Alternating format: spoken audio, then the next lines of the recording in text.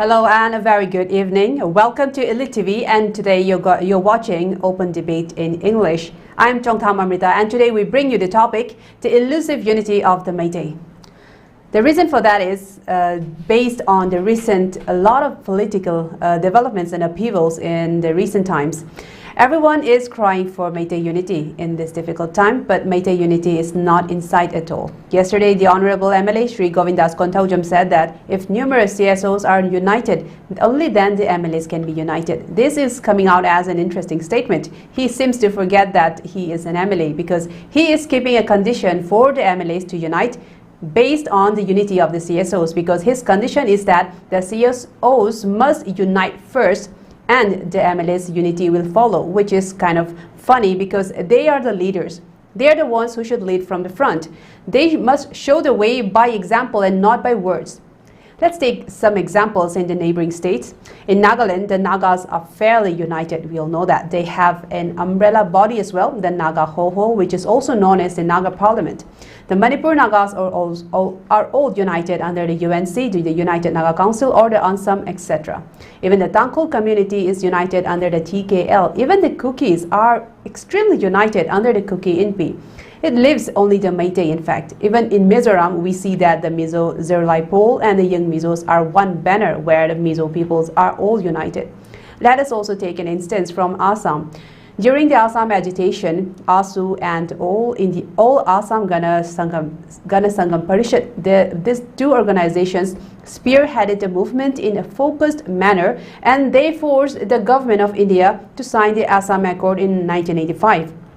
This is the power of unity. That is when the voice, when combined, is the loudest.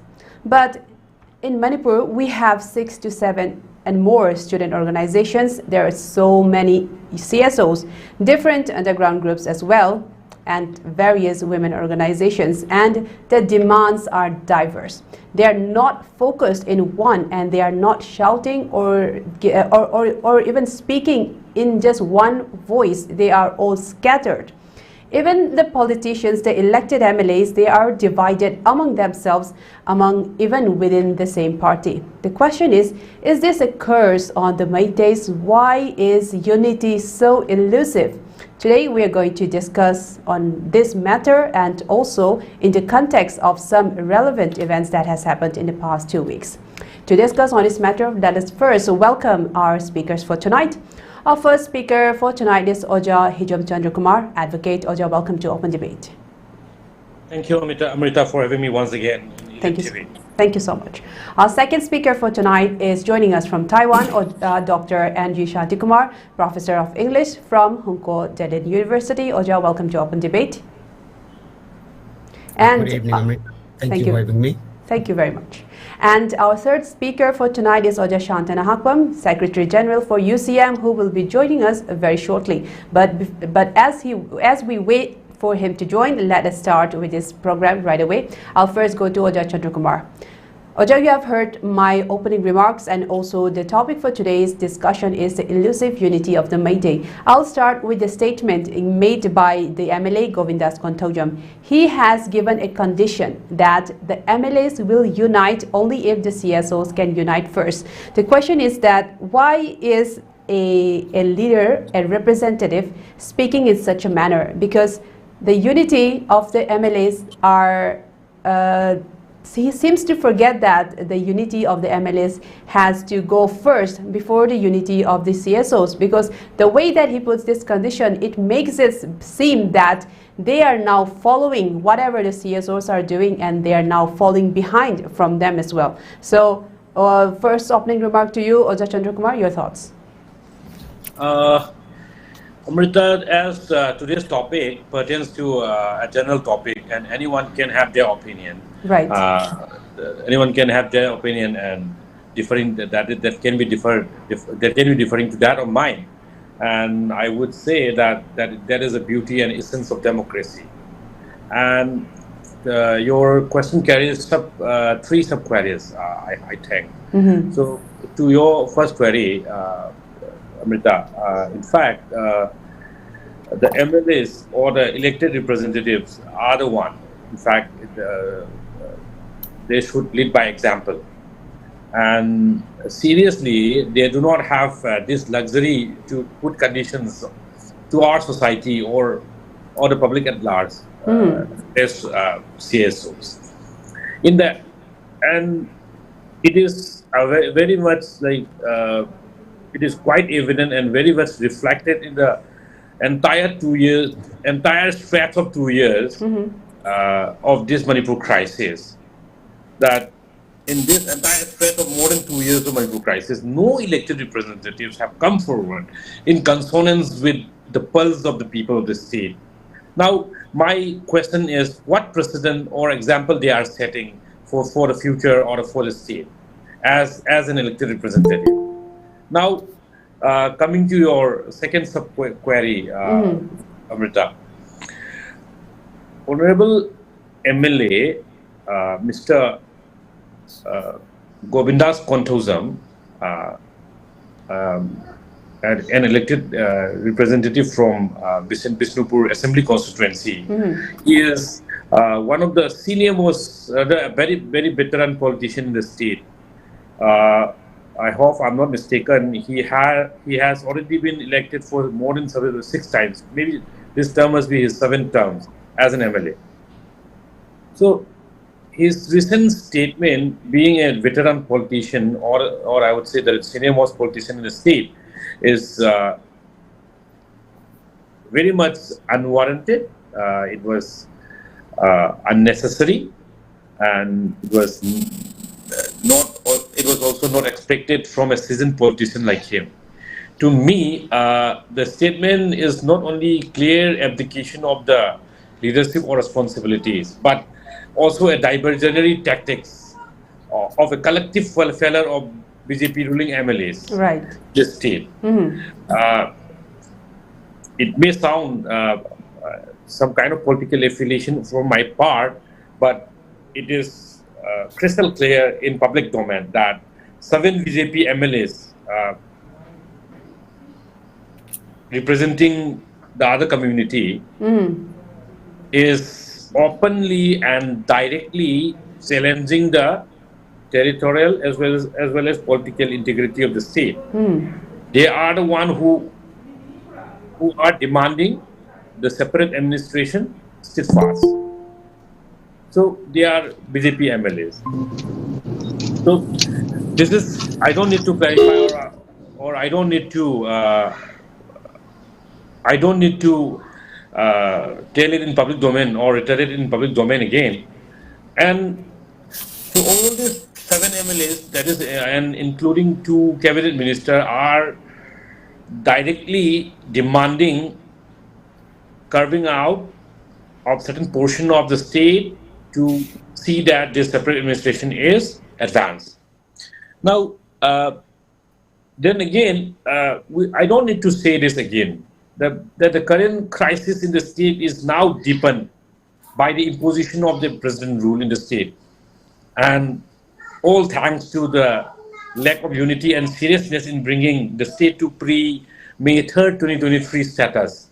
Leader must own up their historical responsibility as legislator or an elected representative, particularly at this crucial and critical stage, which is yet to be seen from the current lot of elected ones or the politicians in the state. And this is my take on your first round of questioning to me. Okay, it was a really good point. In fact, I like that you mentioned regarding how fragmented there is also within the same party itself, which is, I think, in fact, it's true, and people have been questioning that, in fact, and coming from such a party, it is kind of a little funny, for lack of a better word, for someone with the stature of Govindas Chongtham to speak in such a manner. Now, moving on with this program, I will now move to Oja Shantikumar. Oja, I would like to know from you, the thing is, why we are talking about MEITEI unity as a whole. Why is MEITEI unity always, we are always seeking it. We are always putting it in slogans. We are always yelling for it in every rally. But it's something that's very elusive in the sense that we all want it, we all speak for it, but nobody can practice it. Do you think that this is because of a structural problem, or a cultural, or a political, or a lack of a leadership problem? Why do you think there is so many fragmented voices, despite all uniting in the same slogans to say that to push for a unity? But despite all that, there is still a lot of challenges to bring everyone under one in one voice. Why do you think that is, Hoja? Good evening once again, Amrita and Hijam Chandrakumar, and also Shanta Nahakpam. Hasn't arrived yet. I think he's on the way. Amrita, yes, that's a good question. Why the MEITEI is not only CSOs, but any kind of association or clubs or political parties. You know, even inside the political party, it's very difficult to unite for the MEITEI people. I think one reason could be because, you know, as the state economy is really bad, you know, every CSOs or every person or clubs, they need, you know, financial help. And because trying to get this financial help from government or from MLAs or ministers, you know, they cannot follow. They are diverse, they are digress, you know, they're diverted in different ways, not keeping their own goals. Mm-hmm. So it is easy, you know, to be influenced by political powers and financial support from the MLAs and the ministers. For example, let's say I have one, okay, I'm the leader of one CSO, but I need financial help, and probably I would go to get some financial help to do something for my CSO, to a minister or to an MLA. Mm-hmm. You know, when I get some help, some political power from his side, maybe contract, you know, business contract or something, then I will not independently work to my goal, to my goals, and my I will be away from my perspectives. So I think this is one reason, and the second reason could be the political influence. You know, some MLAs and some political parties can influence that CSOs, and then this way they cannot do what they like to do, actually what they like to perform. So this is some of the ways. But besides these political powers and you know, favoritism and the financial supports, I think there are also different causes of this elusive unity, these difficulties in uniting the CSOs and the people. One reason could be, you know, every CSO has their own perspective, their own goals, and their own dreams to reach, to perform, right? So, yeah, for example, some will be very much focused on the integrity, that's the territorial integrity of the state, and some will be, you know, focused on the human rights, and some will be, you know, some will be focused on like education of the state. So every CSO has their own, you know, perspectives, their own goals and orientation, and their dreams to reach, to perform. So I think it would be difficult if we look from that angle. But when we come to the ideas of Manipur, then I think they should be united, you know, because this is a common platform. Because we have a common platform that is to save the integrity of Manipur, to save the territorial integrity, and also culture and language and so on.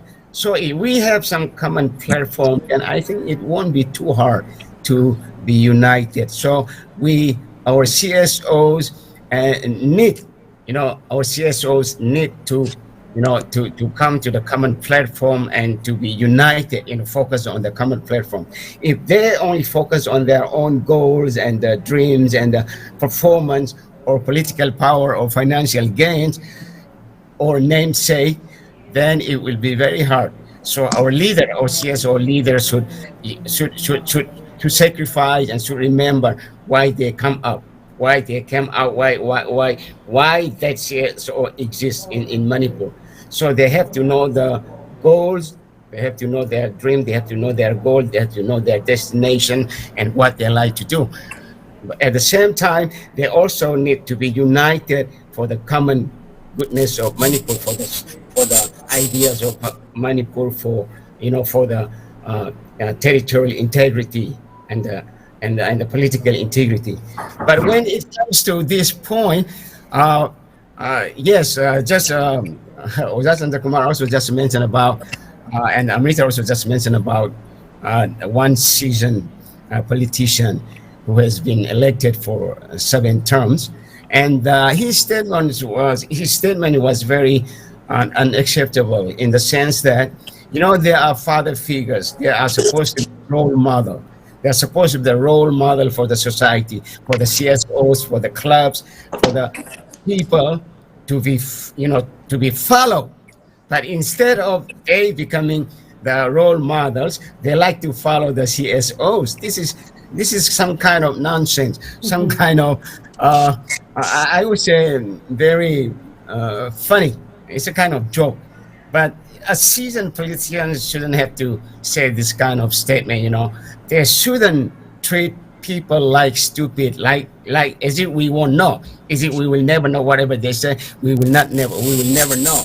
No, people are much smarter than them. Right. Because they were elected not because of their talented or smart or very good leader, but mostly the leaders of Manipur were selected because of money power or muscle power or gun power. So there are so many people who like to serve the country, who like to serve Manipur state, and who will be very, very good leaders. But unfortunately, they have no financial help. They have no source to support them, because the election process is not really good in Manipur, because Right. the ones who have more money, power, relationship with political, those big leaders, they only can win in election. And for example, you look at BJP, how they won, how they became into power in Manipur. It's not because they were liked by people. No, not really, because they used the Sioux group and they got more, they were, many elected members were elected because of the Sioux, or what I should say, the agreement. So in Manipur, we don't have the real democratic election. We don't have. So when our leaders talk to media or to people, they should be very careful. They shouldn't act like they were selected by people. Not really. People selected them because people were full, or people were full by money or by muscle power or by gun power. So it is wrong for them to think, oh, they know everything and they can say whatever they want. No, that's totally wrong. And this is what happened to MLA Bobindas. So I think they will be more careful in the future. Yes, it is advisable that they are, because, well, people are waking up now, as we all can see. But now let me I want to know if Oza Shanta has joined us. If he has, then I would like to pose this question to you. I would like to, Oza Shanta, are you here with us? Okay, Oza Shanta, can you show your visuals? Now I would like to ask you the next question. Yeah, please carry on. Okay, Oza Shanta, thank you very much for joining with ELITETV. We are still talking about the elusive unity of the MEITEI, and in my opening remarks, I made this remark regarding how the CSOs are very fragmented in our community, because just like the Nagas and even the Kukis, they are all very united. The Nagas have the Naga Ho-Ho, which is also known as the Naga Parliament, which is united under one umbrella, and all the Nagas are very much united under that. Even the Nagas in Manipur are united under the United Naga Council. Even the Kukis, they are very much united under one umbrella body. And why is it very hard for the CSOs in the Imphal Valley or for the Meiteis to be united under one umbrella? Do you think that this is because of ideological differences, or is there any other reasons? Because the public really do support all of the CSOs, but what if they all came under one umbrella and the support just grew bigger and the voices were just became louder? What's your take on that? See, I would disagree with the statement that the CSOs are disunited. Okay. Okay. That is the first thing. Unlike the Nagas and the Kukis, you do not have the parliamentary system of clubs in Manipur. Okay. You see, in Imphal, the valley base. I mean, if you are talking about the Meitei, the Nagas and the Kukis have a different angle. Most of their CSOs are elected. They have a parliamentary system of election of leaders. Okay. Whereas in the case of Meiteis, we originate from different group of clubs, which have different ideologies.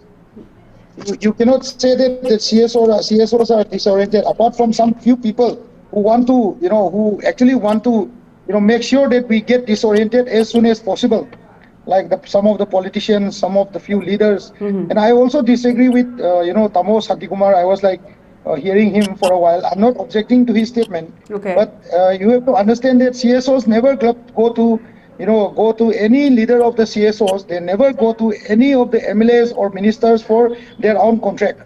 CSOs have always sat with the government, with the ministers for the welfare of the people. You see, if you can look at many CSO leaders who have their own business, who have their own entity. Mm-hmm. And if you look at the people who are running these CSOs, none of the rich flocks of the state, for example, the billionaires, they do not represent any CSOs. That doesn't mean that CSOs keep going on to ministers or keep going on to the chief minister, public works department, going for contract and all these things. Whatever the CSO gets is from public funding.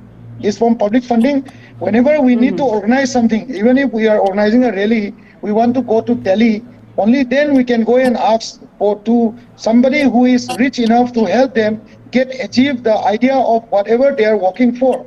That is how the CSOs in Imphal works. Apart from that, there is nothing connected with the government and the and the CSOs. That is point number one. Okay. Secondly, if you are talking of uniting, there is no question of disunity among the CSOs of the state, because if you look at different CSOs are different entities. Look at the statement of different CSOs related to the recent incident of Waltabi. Mm-hmm. None of the CSOs has objected a statement of another CSO. Everybody is supporting the idea of Manipur. Everyone is saying that the incident was unfortunate. The governor needs to give an apology. It was a question of the dignity and integrity of the state of Manipur. So there is no question of unity. It is for government of India and the people of the state whom they want to, like, how they are listening. For instance, if Kokomi has call for a general strike, Hongkuo or Fox or any other CSO will not object to whatever Kokomi has called. Rather, Kokomi never has objected. United Committee Manipur, me as a General Secretary, I have been working with this particular CSO since quite long time. Mm-hmm. Now, we have never objected any CSO going to Delhi, meeting them. If somebody is doing something for the sake of the people, which may turn out to be a good result, then we are here to support each other. That is the thing. If you are talking of Naga is a different system of, it's not a CSO rather, it's a Naga parliamentary, it's called a parliamentary system. Okay. The Kukis have a similar chieftainship, their representation goes on different angle. Okay, we are not in a tribal area, we are not in a, chieftainship area. We don't have a parliamentary system in the state of Manipur as far as the Meiteis are concerned. The Meiteis only follow the democratic way of election, the democratic way of representation of the people, which is done in the assembly of the state. Now we are expecting something from the people whom we have elected. When they have not done anything, when they will talk differently, as if the CSO has taken over their command. They are still having the command within the assembly. They have a speaker which is still intact. The speaker is still holding his post. The MLAs are still holding his post. They are having a sitting every 4 or 5 days. there is a news that they set in some resort, they set in another resort. Now, when they are not able to unite it, what do you talk of unification of the CSOs? The CSOs hold nothing. They are just a pressure group of the state. You can't expect the CSOs to go to Delhi, sign an agreement with the Prime Minister in favor of the state. We are not a lawmaker. We can simply go to Delhi, tell the Prime Minister, this is what we want. This is how we want our representatives to be. But when we as a CSO, we are going to Delhi, we are meeting the Home Ministry, what has the politician done? What have the politicians done? They simply left their chair, but they did not leave their salary. Now, Imas and all, more than thousands and thousands of people came out at Kangla. Not even a single politician was seen over there, asking them to stop. Wait, we are still alive. We are leading you.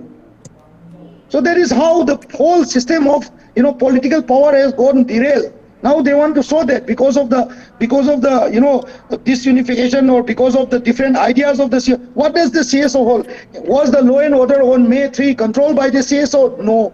Was the DGP of May 3 controlled by CSO? No. Did the CSO appointed the DGP? No. Did the CSO appointed the governor? No. Everything is done politically. Everything is done by Delhi, who is holding the power, who is responsible for the good and bad in Imphal.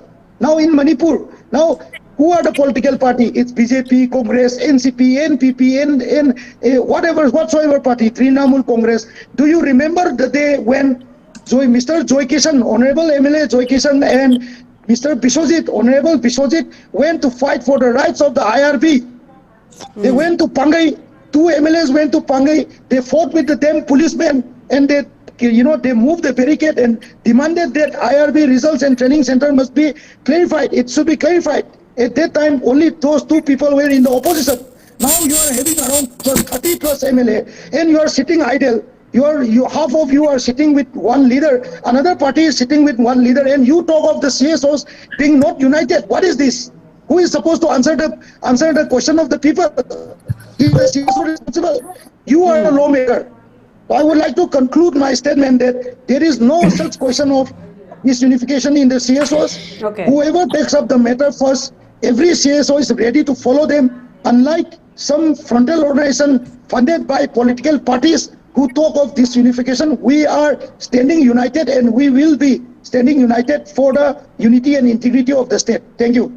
Yes, indeed, very strong remarks from Oja Shanta. I will let Oja Shantikumar respond to that in the next round. But first, I'll move on to Oja Chandrakumar and also Oja Shanta's points. I think it was very much a big response to what MLA Govindas had said regarding how the CSOs must unite first, and that their MLA's unity will follow. I think that is a very appropriate response as well. Now, moving on with this debate, I will move on to Oja Chandrakumar, and there is one issue that I would like to raise. Is regarding the Ministry of Home Affairs talks, which is supposed to be held tomorrow, where Kokomi have left Imphal today to talk with the Ministry of Home Affairs officials. Regarding this, we also, as a public, also see some fragmentation within the CSOs. Although Oja Shanta has said that no CSOs has objected any talks with the Ministry of Home Affairs, but we see that in the last month, on 5th of April, the 2 CSOs, which is the Amuko and Fox, had agreed to go to the meeting with the Ministry of Home Affairs officials,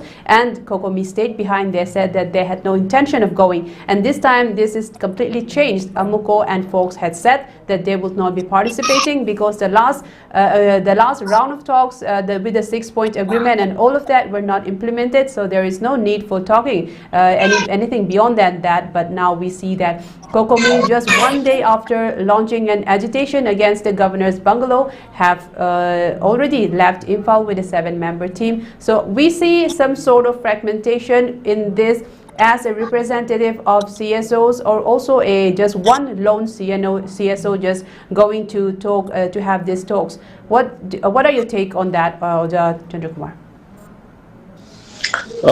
Amrita, the political show must be independent of civil society, or vice versa. Okay. And they are, yes, as Samu Shanta has rightly said or pointed out, that they are entirely or to be different entities. And civil society must not urge to run the government in the manner they want. Okay. And I'm fully endorsing Tamos Shantikumar's view on CSOs with vested interests. Okay. As all we know that there is a phenomenon of mushrooming of CSOs in the state, which is not in a good taste to the general public. Some CSOs came up just to serve political ends of some politicians or political parties.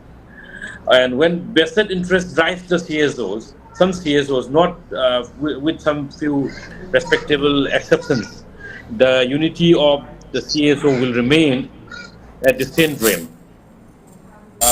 Amrita, with utmost respect, I beg to differ from your opening statement or remarks on the community, or on the unity of other community and disunity in my community, in our community. Okay. While endorsing Tamos Shanta and bridging the missing link between Tamos Shantikumar and Tamos Shanta, I do not want to define such differences as inconsistencies, as I mentioned in that already, that is the beauty of democracy, or vibrant democracy, I would rather say. We cannot trivialize the democratic norms we have in our valley, or which is very much rare in hill districts of the state. We have seen how united we were as a community during protests and agitations against Bangkok Declaration between NSNIM and Government of India in the year 2001. I would say 2000. If I'm not mistaken, 14 June 2001, leading to the outbreaks of the Great Uprising and killing 18 innocent souls. Now martyred. So we are not that disunited. The only thing is that vested political interests, serving and self-serving the so-called CSOs. I'm not mentioning, or I'm not blaming all CSOs. There are CSOs who are working relentlessly for the state of Manipur, subject to barring of some few vested politically, or rather some vested interest with vested interest CSOs. Thank you, Amrita. Yes, indeed. I will let Oja Shanta respond to that again in your turn. Now, moving on with this, I want to ask Oja Shantikumar for you to respond to what Oja Shanta also said in his round, that no CSOs has ever gone to any MLAs for any sort of contract, and this is in response to your statement earlier in your round when you said that there was some CSOs when they are trying to even muddle the pond, so to speak, in some. With some particular CSOs or individuals, in fact, and that in fact muddles or dirties the water that's supposed to be pristine, which is the CSOs and the organization and the movements of the CSOs.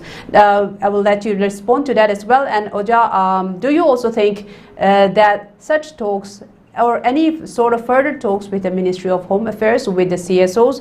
Now, tomorrow, these talks will be going down between the Kokomi, the Ministry of Home Affairs officials, and the Kukizo community, which will be represented by the Sioux groups. We all know that, and we will wait and watch what's being discussed there. But considering how earlier after the April 5th peace talks, some of the CSOs have already rejected that the next round of talks would be futile. Do you think that these talks that's going to take place tomorrow would be any credible, or would that hold some water, or would that hold some weight in the peace process for Manipur? Oja Shantikumar, you are on mute.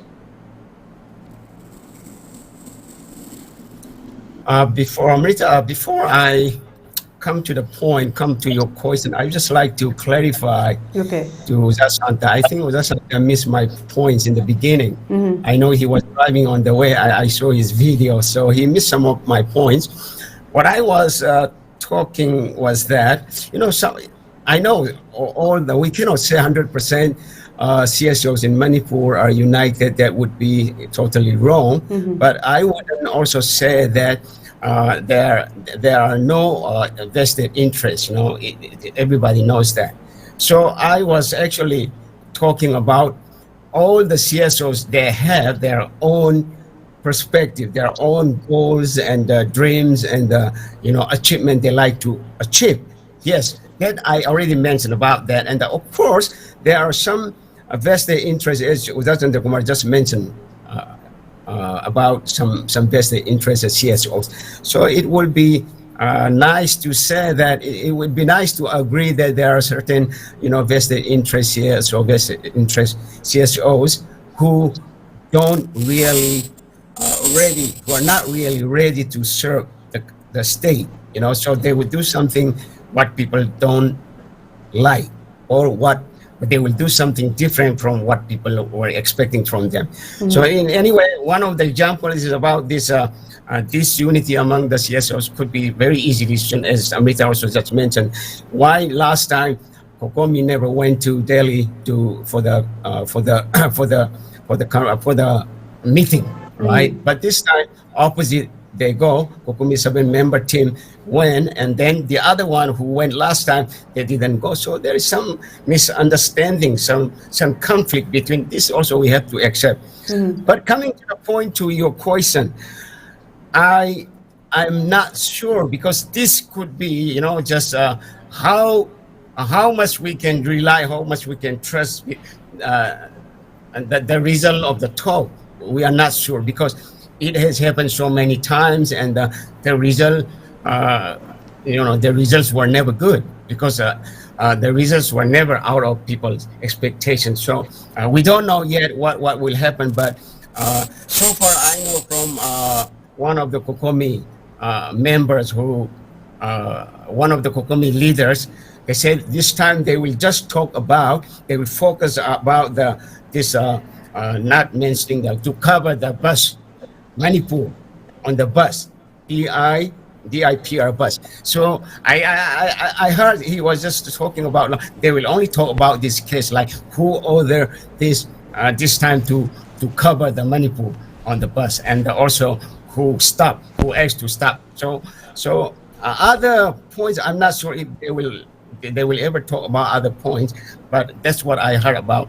They will talk. So I think we need to wait, and we need to see what the result will be. So it's hard to say right now, Amrita. Okay, thank you for your points, Oja. And moving on to Oja Shanta. Oja, I would let you respond to Oja Shantikumar and Oja Chandrakumar's earlier points regarding the discrepancy that people do view with the CSOs of them having vested interest, if any. And also, Oja, I would like your response on the thing that there is in fact some inconsistency between the representation of the CSOs in this two-part talks with the Ministry of Home Affairs. So how would the public see it as, and how would you give a statement if you have to, then how would you respond to this, the whole inconsistency in the representation of the Ministry of Home Affairs talks? First of all, I would like to respond to Oja Chandrakumar and Tamo Shantikumar. Okay. I agree on that, but you cannot call those petty people as a CSO, because you see when the recent election was conducted, like the result of the recent election, where Oja Bimol won the election, you can see many gun-armed people who try to destroy the vote bank of some other other party. Those people straight away came up, and after the election it just went off, and they became dormant. You see, such people cannot be called, such organization cannot be called a CSO. Secondly, there are CSOs, who work for the benefit of their party, for the benefit of their society. Those are political affiliated CSOs. For example, the BJYM, the BJP, Yuva Morcha, and the Congress youth wing. All those parties, they keep on fighting for their political gains. Unlike the CSOs like Kokomi, Amuko, Fox, and all others, they do not have any personal political gain. We simply wait for an issue which the government is not able to tackle properly, where the government needs support from the people, and we organize the people to give support to the government. But the irony is that we don't have a government. We have the MLS, but we don't have the government. Now they are blaming us. Now they are blaming us that you unite, then we will unite.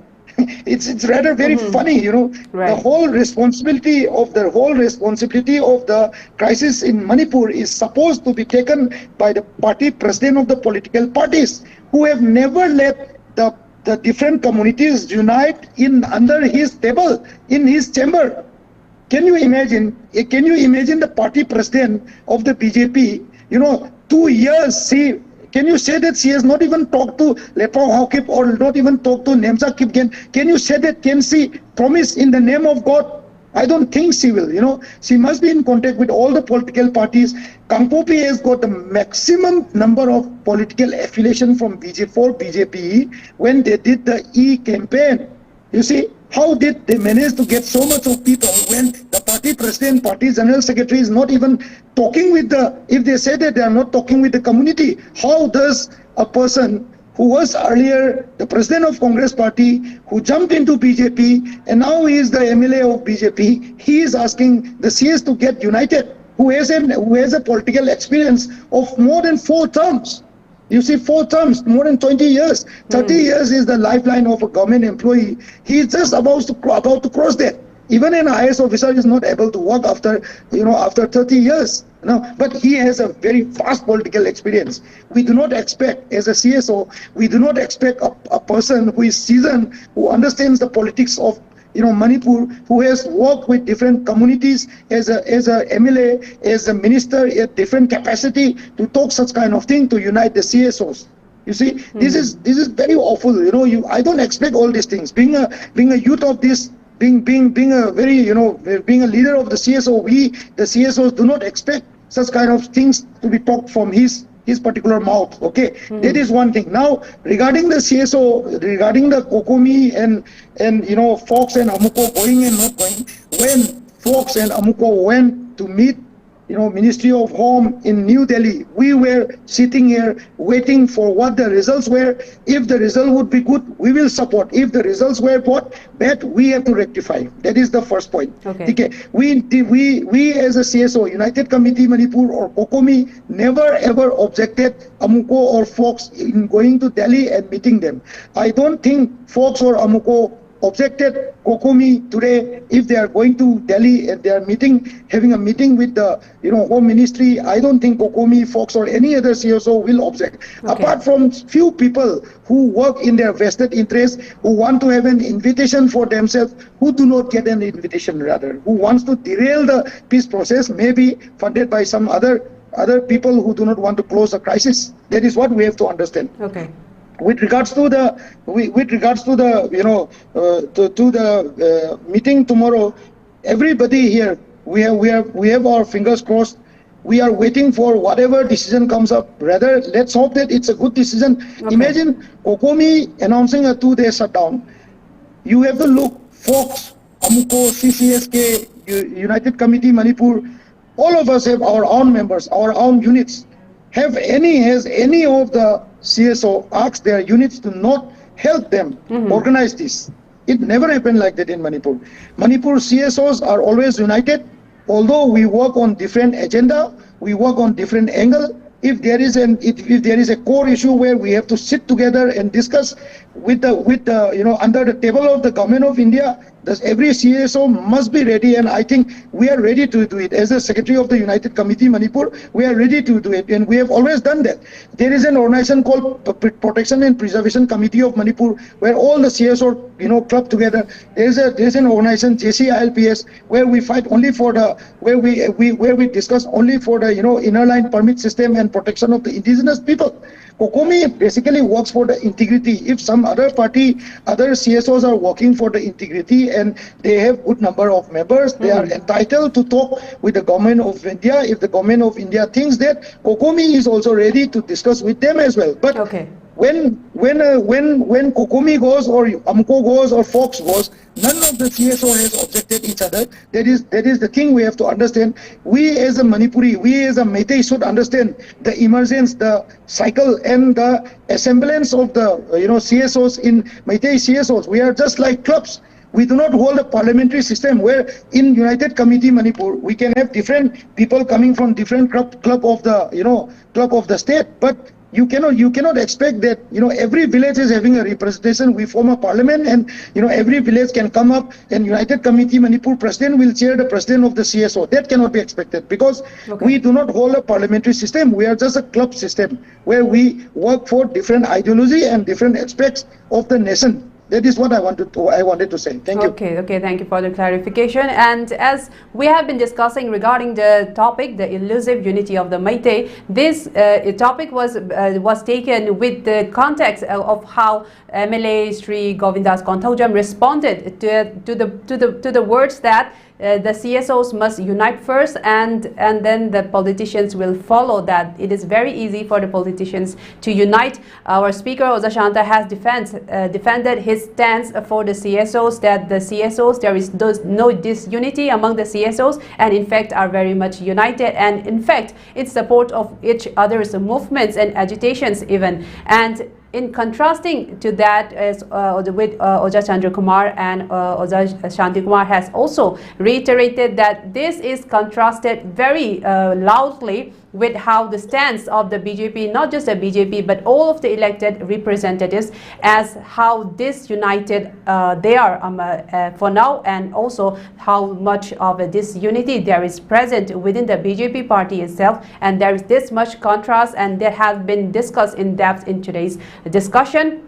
And in fact, in the end, we can only say that the ball is in the court of the politicians and the elected representatives at this point. And with that note, I would like to end today's such an engaging program. I would like to thank our speakers, Oja Chandrakumar, Oja Shantikumar, and also Oja Shanta, for joining us and sharing us with your thoughts. Thank you all once again.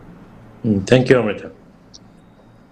And I would like to thank our viewers for tuning in tonight. We will be back again tomorrow with such interesting and exciting topics. Please keep watching Elite TV. This is Amrita signing off for tonight. Have a good night.